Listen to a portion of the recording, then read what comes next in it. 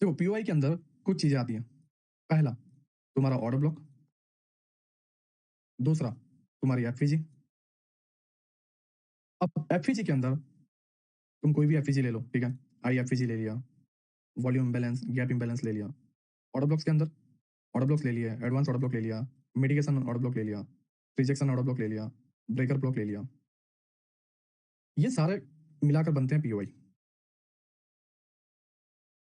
ठीक है? ये सारे के सारे मिलाकर बनते हैं पीओआई। इनको बोला जाता है पीओआई। अब इनका काम क्या है? इनका काम सिंपल सा इतना है, प्राइस को या प्राइस जो प्राइस मूव कर रहा है उसका एक स्टेशन बनना, जहां से प्राइस रवाना हो सके या वापस जा सके। सर ये समझ में नहीं आया, फिर से समझाओ। देखो, इस जगह पे एक ऑर्डर ब्लॉक है, इस जगह पे भी एक ऑर्डर ब्लॉक है, और ये स्ट्रक्चर बना हुआ है। प्राइस ऊपर गया, प्राइस नीचे आया, और इस जगह पे, ठीक है? तो ये जो ऑर्डर ब्लॉक है, वो ये जो मूव आया था, कौन सा? ये वाला जो बाइंग का मूव आया, है ना? ये जो पूरा बाइंग का मूव आया, उस बाइंग के मूव के अंदर ये एक ऑर्डर ब्लॉक बना। और ये वाला ऑर्डर ब्लॉक कौन सा है? ये वाला। ये ऑर्डर ब्लॉक है इस सेलिंग के मूव में लास्ट कैंडल जो ऑर्डर ब्लॉक बनी। तो अब हमारे पास दो ऑर्डर ब्लॉक्स हैं, ऑर्डर ब्लॉक 1, ऑर्डर ब्लॉक 2, या फिर एफईजी 2। नाउ प्राइस नीचे आएगा तो वो एक स्टेशन ढूंढता है, एक जगह ढूंढता है जिसको वो टैप करे, और सामने के साइड मान लो जैसे यहाँ से प्राइस रिजेक्ट हुआ, ठीक है? इस जगह पे मान लो इस जगह से रिजेक्ट हुआ, तो प्राइस ऊपर गया, इनके एसएल ले लिया, तब ये रिवर्स करेगा। अगर एसएल नहीं लिया तो डिपेंड करता है इंटरनल स्ट्रक्चर क्या। इसलिए मैंने बताया कि इंटरनल स्ट्रक्चर, फ्रैक्टल, बायस, ये सारी चीजें, लिक्विडिटीज, ये सारी चीजें मिली हुई है, और बिना इसके कोई भी चीज समझाना पॉसिबल नहीं है। फिर भी मैं पूरी कोशिश कर रहा हूँ। ओके, मान लो यहाँ पर ऑर्डर ब्लॉक नहीं था, स्विंग है, प्राइस ने इसको लिया और ये ऑर्डर ब्लॉक को जरिया बना दिया गिरने का। और फिर डिपेंड करता है कि प्राइस नीचे के पीओआई को लेना चाहता है या यहाँ के पीओआई से टैप करके अपसाइड जाता है। ये सारी चीजें डिपेंड करती है। जैसे ये डेली का चार्ट है, ये पूरा सिस्टम डेली पे बन रहा है, तो उसके ऊपर के टाइम फ्रेम का पीओआई क्या कहना चाह रहा है, ये ऊपर के टाइम फ्रेम का स्ट्रक्चर क्या कहना चाह रहा है, उस पर डिपेंड करता है कि प्राइस ये वाला पीओआई लेगा या ये वाला पीओआई लेगा। ये सारी चीजें मैं अभी स्टेप बाय स्टेप आपको बताऊंगा। ये सारा फ्रैक्टल का नेचर है। बट मेरा बस ये कहना है कि पीओआई के अंदर order block, FEG, volume balance, gap imbalance, liquidity voids, breaker block, mitigation block, advance order block, simple order block, ये सारी चीजें जो है एक जगह से दूसरे जगह के लिए पुश करने का काम करती है।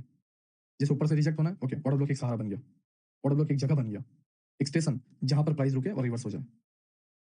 अरे बस चलती है, मान लो ट्रेन चलती है दिल्ली टू मुंबई, तो दिल्ली से मुंबई के लिए जब निकली तो बीच के जो स्टेशन है वहां पर वो टेम्पररी स्टॉप लेती है, बट मैक्सिमम से जाना कहाँ होता है? मुंबई तक। दिल्ली से निकली तो मुंबई तक जाना होता है, और मुंबई पे पहुंचने के बाद वो वापस चली जाएगी दिल्ली के पास। दिल्ली के पास आने के बाद वापस चली जाएगी मुंबई के पास। बट यहाँ पर बार बार वो सेम चीज पैटर्न अप्लाई नहीं होती, वो कभी कभी होती है, उसके बाद फिर वो अलग लोकेशन, अलग ट्रेन। बट ये सारी चीजें जो रोल निभाते हैं वो स्टेशन का रोल निभाते हैं। अब आप बोलोगे कि इसे और थोड़ा बेहतर तरीके से समझाओ, क्योंकि अभी भी मुझे बहुत सारे डाउट हैं। तो हम जो है ये सारी चीजों को रिमूव करते हैं और एग्जैक्ट जो है चार्ट पे समझते हैं। ये मैंने कट किया। Okay, now daily time frame का स्ट्रक्चर है। अब इसके अंदर हम पीओआई ढूंढेंगे कि पीओआई कहाँ पर है। ऊपर से लेके नीचे तक देखा जाए तो लास्ट पीओआई है। अब आप बोलोगे नीलेश भाई एफईजी तो यहाँ पे भी बना है, नीलेश भाई वॉल्यूम बैलेंस यहाँ पे भी बना हुआ है, नीलेश भाई यहाँ पर भी एफईजी बना हुआ है, तो प्राइस तो यहाँ पे भी टैप करके चला जा सकता है, ये पीओआई से भी टैप करके चला जा सकता है, ये पीओआई से भी टैप करके चला जा सकता है, तो आपने लास्ट ही क्यों बोला? देखो, एफईजी की वैल्यू तभी है जब उसके साथ ऑर्डर ब्लॉक हो।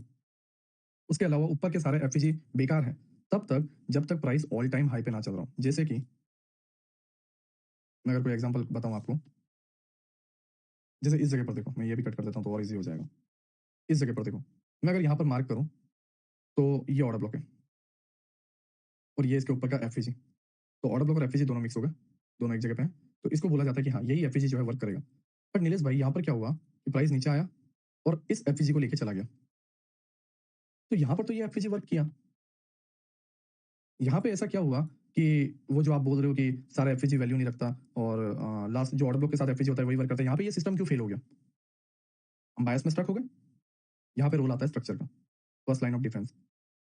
ये सारी चीजें हम स्टेप बाय स्टेप समझेंगे, बट अभी हम स्टेप से चलते हैं और माइंड में बस एक ही चीज रखो कि मेरे लिए बायस फिलहाल यही है ऑर्डर ब्लॉक के साथ FVG. First line of defence, हम जब स्ट्रक्चर में आएंगे, ऑल टाइम हाई पे प्राइस भाग रहा होगा और यहाँ पर हायर टाइम फ्रेम में पीओआई क्रिएट करना होगा, तो कैसे ये पहले ही पीओआई को लेकर भाग जाता है, ना कि लास्ट पीओआई को रिस्पेक्ट करता है। और लास्ट पीओआई को कब रिस्पेक्ट करने आता है, जब हायर टाइम फ्रेम पे पीओआई डन हो जाता है। ये सारी चीजें मैं स्ट्रक्चर की वीडियो में समझाऊंगा, जब स्ट्रक्चर के लेक्चर पे हम आएंगे।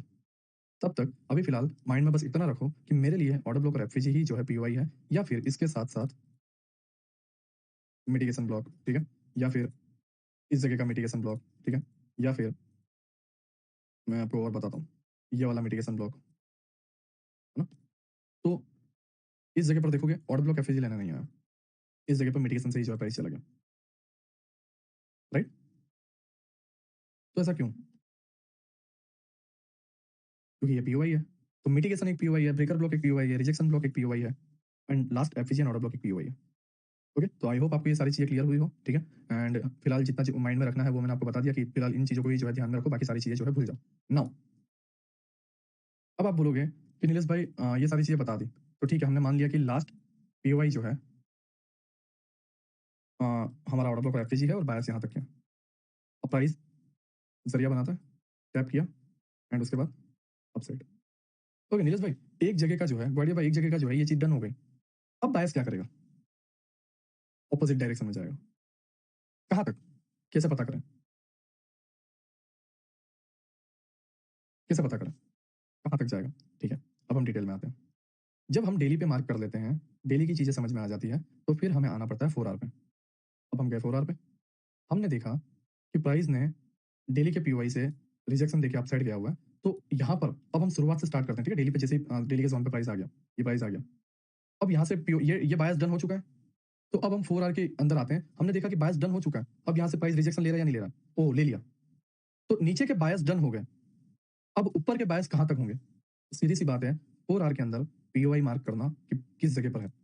ये रहा, इस हाई से लेके इस बॉटम के अंदर, इस पूरे जोन के अंदर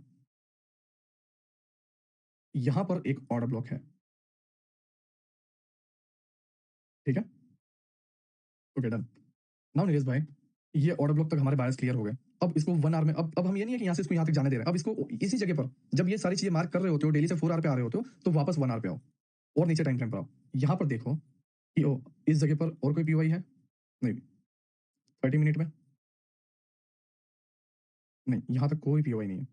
30 मिनट में इस जगह पर एक पीओआई है, इसको जो है हम ये कलर दे देते हैं एंड इसको जो है थोड़ा कम करते हैं। ये 30 मिनट का पीओआई है, ये 4 आवर का पीओआई है, ये वाला बॉक्स, एंड इसके अंदर ये 30 मिनट। अब हम 15 में आते हैं,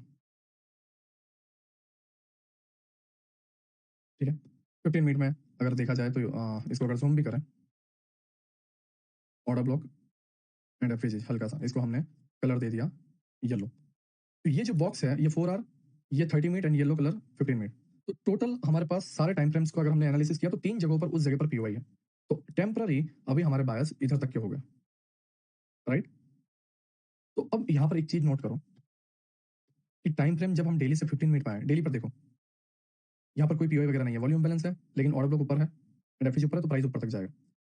4 आवर पे ऑर्डर ब्लॉक एफवीजी क्लियर है, तो यहाँ तक बायस दिख रहा है, बीच में कोई रुकावट नहीं है। 1 आवर पे कोई रुकावट नहीं, ऑर्डर ब्लॉक एफवीजी इस जगह पर है। 30 मिनट में एफवीजी इस जगह पर है, कोई हर्डल नहीं है, कोई रुकावट नहीं है। बट 15 मिनट में आने के बाद यहाँ पर एक पीओआई दिख जाता है, बीच की रुकावट, येलो कलर 15 मिनट, ठीक है। अब यहाँ पर हमारी पूरी साइकोलॉजी बिगड़ जाती है। डेली पे हमने क्या देखा? प्राइस बॉटम से इस जगह पे जाना चाहता है। 4 आवर पे क्या देखा? बॉटम से यहाँ पे जाना चाहता है। 1 आवर पे क्या देखा? यहाँ पे जाना चाहता है। 30 मिनट में क्या देखा? यहाँ पर जाना चाहता है। बट जैसे ही हम 15 मिनट पे आ जाते हैं, हमारे माइंड में डाउट आ जाता है, बिकॉज चार्ट बता रहा है कि प्राइस बस यहाँ तक जाना चाहता है। खत्म। अब नॉर्मली एक चीज सोचो, वो ये है कि किसी ने यहाँ से सेल किया होगा तो एसएल इसके ऊपर रखे होंगे, एसएल इसके ऊपर रखे होंगे। अगर यहाँ से सेल किया है, अगर यहाँ से सेल किया तो एसएल इसके ऊपर रखे होंगे, एसएल इसके ऊपर रखे होंगे। तो एसएल मान लो इसके ऊपर रखे हुए हैं, उसके पहले एक पीवाई आ गया लोअर टाइम फ्रेम पे 15 मिनट का, तो क्या प्राइस एसएल लेने नहीं जाएगा? चलो देखते हैं।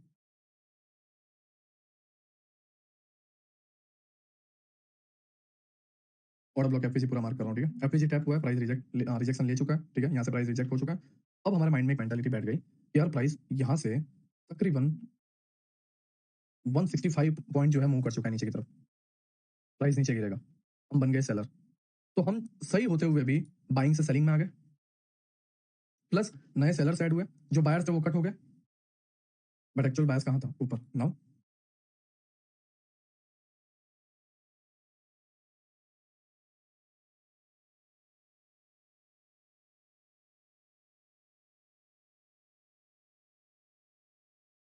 फोर आवर का ऑर्डर ब्लॉक टैप। तो ऐसा यहाँ पर क्या हुआ जिससे ये टेम्पररी मूव आया? ऐसा क्या हुआ? ऐसा क्या हुआ कि यहाँ पर जो है सोचने पे हम मजबूर हो गए, जैसा मैंने तुम्हें बताया। जस्ट पीओवाई टू पीओवाई देखोगे, ऑब्वियसली ट्रैप हो गए। पीओवाई बस एक जरिया होता है जहां पर प्राइस टैप करता है और वहां से वो अपने बायस की तरफ जाता है, एंड बायस को डन करने का पॉइंट भी पीओवाई बनता है। बस वो एक स्टेशन का काम करता है। इसका ये मतलब नहीं है कि वो ट्रेन हर स्टेशन पे रुकेगी, बिल्कुल गलत। कुछ स्टेशन